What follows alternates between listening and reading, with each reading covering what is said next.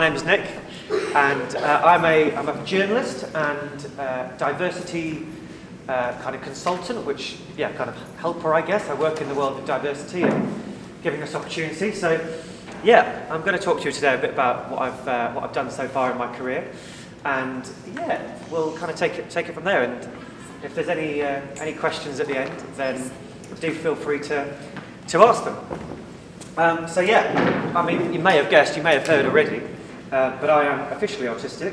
I was diagnosed age 20, would you believe, about 5-6 years ago, and I was at university in Salford, and yeah, it was a case where when I was at school, I was always fine, you know, managed to get on okay, and the classic kind of masking that we talk about, and then I'd kind of go home and tear the house to shreds, basically.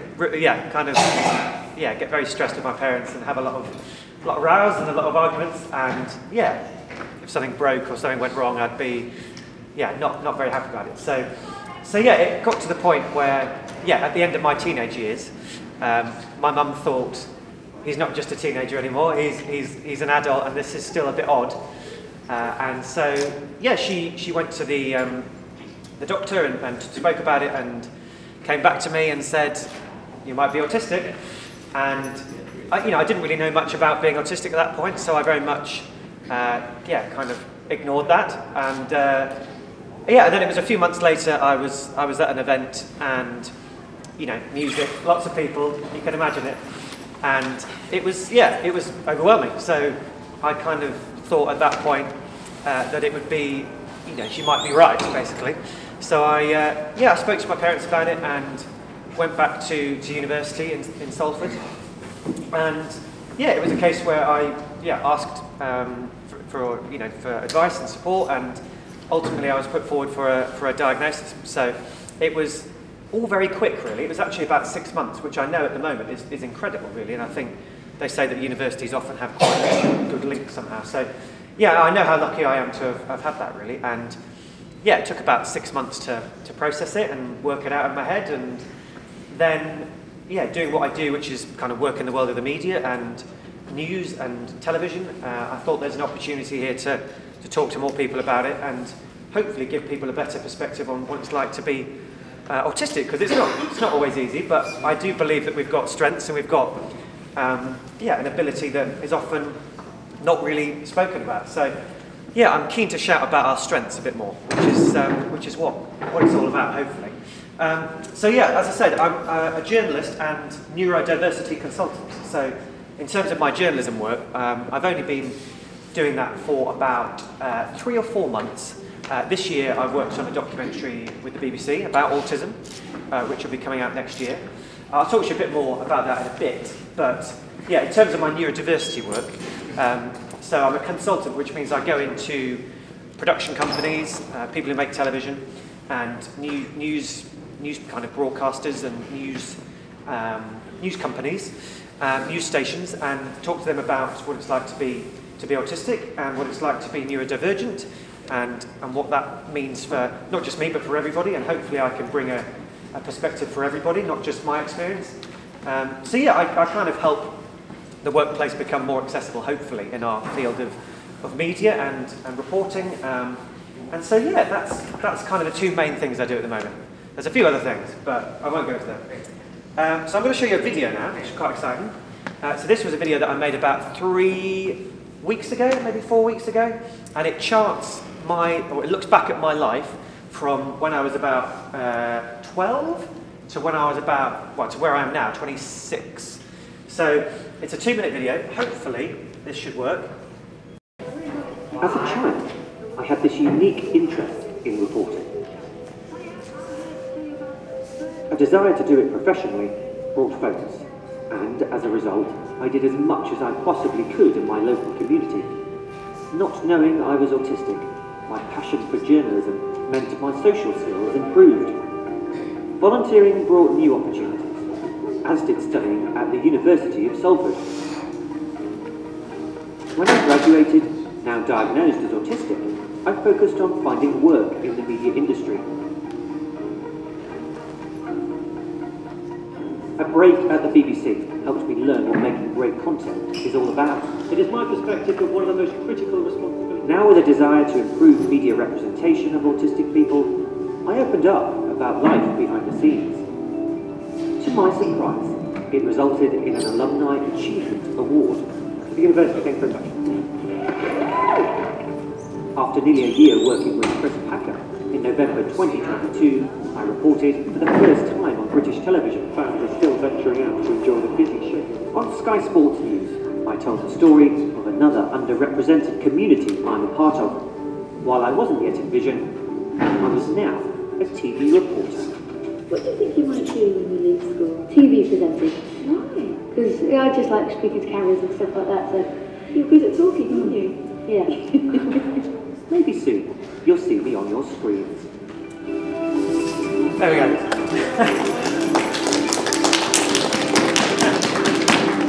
That's very kind. Thanks. So that was that. And yeah, so that's 14 years. That was 2008, that clip of me chatting away there at the end. And yeah, I think it you know, I always say that I'll actually move on. Because, you know, in my opinion, there we go.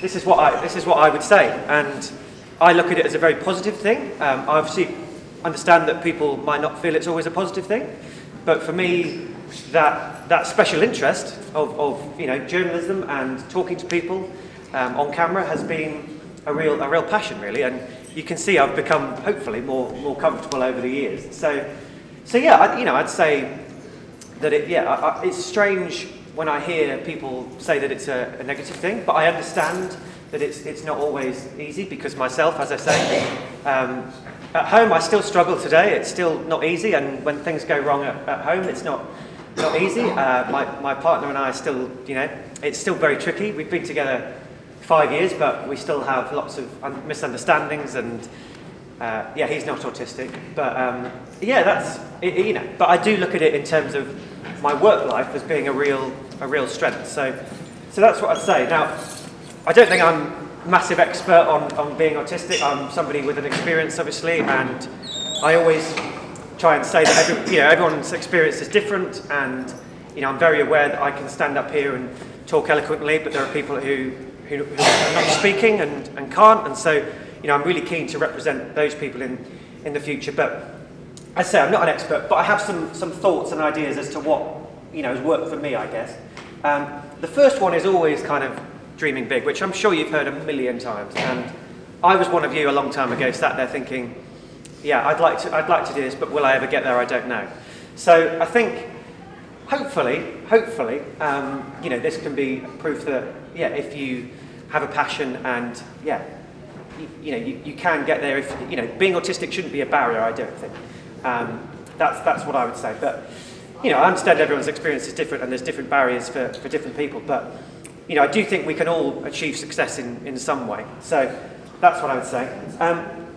The other thing that I've mentioned there, which you saw in my video, was that you know, I practice social skills by doing journalism, by you know, talking to other people, going out there, doing what I've wanted to do, and I think it is important, whatever your interest is, to practice it and keep trying and make mistakes, and you know, you will fail at times. I failed many times and got many, you know, job rejections over the years. So I think it's just recognising that a mistake is not a bad thing. It's just something that you've had, and a bad experience in a workplace or a bad experience in life is not necessarily a disaster, but it's, you know, it's something that you can learn from. And that's what I always think is when something goes wrong or not as planned, then it's learning from that, and that goes for any area of life, not just in your career.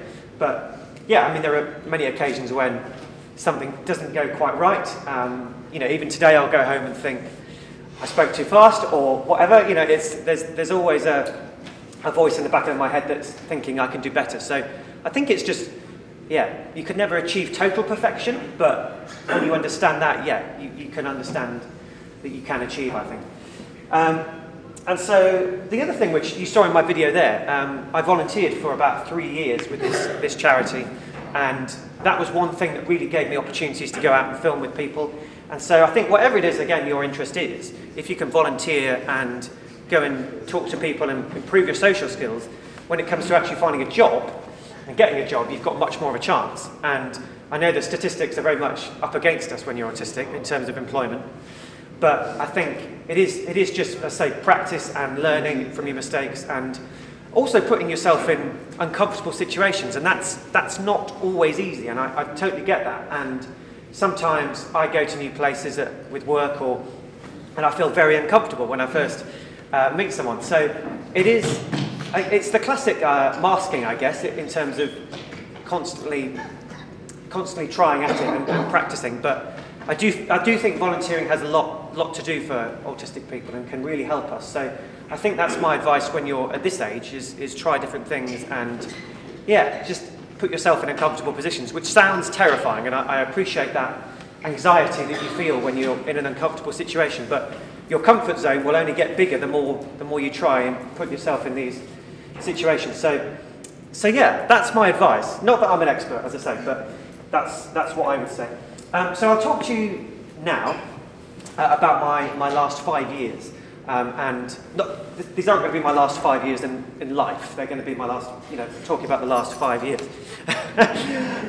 So yeah, hopefully I'll have a few more years to go. And so, yeah, as I say, I graduated back in 2018. That's Media City there with my family. And yeah, after about 4 months of this, I had about 4 months trying to find work in media.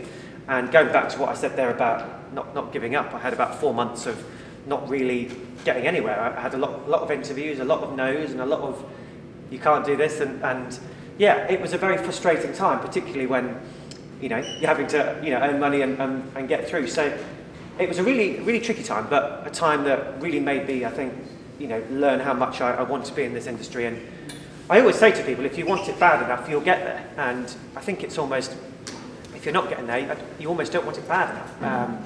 That's my view.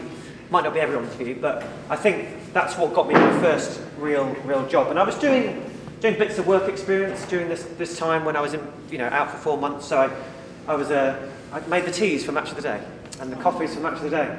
And I remember bringing in some plates to the production office where Gary Lineker and the presenters were, and I said, where do you want these plates? And Gary Lineker goes, anywhere. I put them on the fridge. And he goes, oh, no, not there. And obviously he was joking, and I was so, autistic mind on me, I was very much like, we're okay. But so I styled it out. But yeah, it was lots of that. But my first real sort of full-time role was in Children in Need, as you saw in that video, and that was as a social media assistant. So I was doing, putting tweets out, Facebook posts out, and making videos as well to go out for the 2018 appeal. I met Pudsey, as you saw, and yeah, really good experience really. First one in the BBC, learning to be in an office, learning not to lose things, which happened a few times, and yeah, really enjoyed it. Then I went to Radio Manchester and did a similar thing really in terms of making videos for people on social media. So that was a really good experience in shooting on, I guess, cameras like these, and yeah, it was good, and went out to the community and did what I did when I was younger, basically. After that, I moved to a question of sport for 8 months, which was my first real job as a runner in television, which is, again, sort of the person that makes the teas and coffees, but also in that respect, there was actually a bit of filming and editing that we could do to help the programme, and we were given much more responsibility than you would normally as a runner. So that was really good. And yeah, met all sorts of sports stars, and Kelly Holmes was one of them, and we went out and filmed with them doing the mystery guest round, if you've ever watched that on the show, where you go and make it look like they basically guess the sports star. And also I was in the studio for that, so that was really good. Then I moved to Bite Size, which you may have heard of. I worked on their careers and support section of the website, which has lots of really interesting videos which I recommend about various careers and various aspects. So yeah, helped make a few of them, and then this was when the pandemic hit, and I was in the right place at that point really, because they did this program called Bite Size Daily, which you may have seen. And so yeah, I worked on that as a researcher for about 2 or 3 months, and made videos promoting what was going on the websites. And yeah, really, you know, I was say very lucky to be in that position, really. So that was really my first step up to be a researcher. And then I moved to BBC Sport for the Olympics, the Euros last year, and Wimbledon. And that was again in a very sort of digital role, where I was working on the website and cutting videos. And I think the most memorable moment of that was when we lost to Italy. I was making a video about the highlights of the tournament, and I was very keen to obviously finish the video that I'd done for most of the week, cutting all the best bits in. And then obviously the final was on the Sunday night, and I wasn't working until like the Wednesday, I think. And so I sort of begged my boss to say, can I actually finish the video I've started? And after we'd lost, I spent 3 hours cutting in Italy's goals, which was great fun. so yeah, no, as a whole, you know, 3 months or 4 months or whatever it was a real experience. And yeah, on the Olympics I worked during the night, which was again another total, you know, experience being autistic and having to sleep during the day, and that whole routine changing. And yeah, I think I just found routine within a sort of non-routine, if that makes sense. So do the same things every day in terms of go to bed at this time and eat at this time, and I've worked out a sort of new routine, I guess, for those 2 weeks, which kept me somewhat sane. And then I went to work for Channel 4 on the Paralympics, which isn't on there, but it's, I went to London for that and filmed and sort of worked during the week on 2 weeks, that was, on the Paralympics, making videos again during the night to go out on the channel. And then I worked on a Channel 4 programme called 4 in a Bed, which you might have heard of, which is about B&Bs and going around the country. And then, yeah, it's good, isn't it? It is good. And then this year I moved on to, last year, November 2021, I joined BBC Studios, which is a production company within the BBC, to work on a programme about autism, which is about to go out in the new year, is what I'm allowed to say at the moment. And so it was with Chris Packham, who you may have seen, quite a big icon in terms of our autistic world, isn't he? And honestly, I could tell you one of the nicest guys I've come across in our industry, and very supportive for all my work, and yeah, a really, really great guy, really. So yeah, that's called Inside Our Autistic Minds, and it's going to be on BBC 2 in the new year. 2 parts, so 2 episodes, and it will showcase, or will show 4 autistic people, all very different. We've got women in there, we've got somebody who doesn't speak there, so we've got somebody on an iPad, we've got somebody who is from an ethnic minority, we've got someone from the northeast, a real range of people, and yeah, hopefully everybody will be able to see themselves in there somewhere and represented in some way, because that's really important to me. You know, I understand that I'm one autistic experience, and I really wanted to make sure when we made the programme that everybody felt like they were included in some way. And obviously you can't do that with 4 people. There's the autistic spectrum is so wider than that. But yeah, it was a real pleasure to do that. So we had about 5,000 people want to be in the programme, and we shortlisted that to 4, and that was very, very hard for me, being autistic and having to say to people no, quite honestly. But I think in terms of the bigger picture, it will do a lot for our community. So I'm really excited for you to all see it. We've been editing it the last few months, and I've been sort of advising, sort of helping them to make it better for us and make it more kind of realistic. So yeah, it's going to be out sort of January and February, and the BBC are just about to sort of shout about it very loudly, so I'm sure you'll hear about it. But yeah, I'd love it if you could watch it, and hopefully you'll enjoy it. So yeah, as I say, I worked on that until about July this year, and I worked on it at TV Centre in London. You may have seen that. Also at home with my dog, who tried to help. It didn't really help, but but that was a mix. So I did sort of 2 days a week in London, and then 3 days a week in Manchester. And yeah, that time of, I thought it would be more scary than it was, actually, going to London every week. And yeah, and sort of changing my life. But it was a real great experience, and you know, they came to me and said it would be great if you could be a part of this. And yeah, it was something that, you know, normally they'd just get someone from London and they wouldn't be autistic, and it would be, but I think it's showing that the media industry is becoming more inclusive, which is really important. So now I've moved into the world of journalism and back to sport. And when I finished with Chris Packham, I was very inspired by him and very, you know, thought, wow, you know, an autistic presenter here. And I was thinking, how many others are there really? And yeah, I spoke to Chris about it, and he's been very supportive again, as I say, and has said sort of go for it really. So yeah, I finished that in July, did another program for about a month, location, if you've heard of that, and then thought I want to try something different. So at this point, I started speaking to various news channels and news stations about neurodiversity and being autistic and what it's like to be autistic, and how often the media is very negative about autistic people. We often talk about having autism, which to me sounds weird, but that kind of language I think really helps if we talk about being autistic, which sounds much more empowering and much more exciting and helpful, I think. So yeah, I've been talking to various news channels, as I say, and pitched a lot of ideas about, yeah, not just autistic people, but people with ADHD and various other conditions. And Sky Sports were the first company to give me an opportunity. And here I am, interviewing for my first piece, which went out about 2.5 weeks ago, I think. And as you saw in that video earlier on, that I was jumping up and down very excitedly when it went out. There was about 5 hours where it hadn't gone out because the World Cup was on and obviously lots was happening. And I was waiting for my moment, and I was basically stood there for most of the day. So that's why I was so excited. But yeah, it was about how LGBT fans in Manchester feel about the World Cup, which is a really important area. And so, yeah, this guy is the sort of CEO, the manager of Manchester Pride.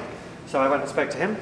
And then also interviewed, as you saw in the clip earlier, members of Manchester's gay football team. So yeah, a really good experience. And I said, seeing that first piece actually on the telly was incredibly emotional, and I jumped up and down for a bit, as you saw, and then about an hour later I was sort of in tears, and then yeah, it was one of the best days of my life really, and really can't describe it. And so last week I went and filmed my second piece.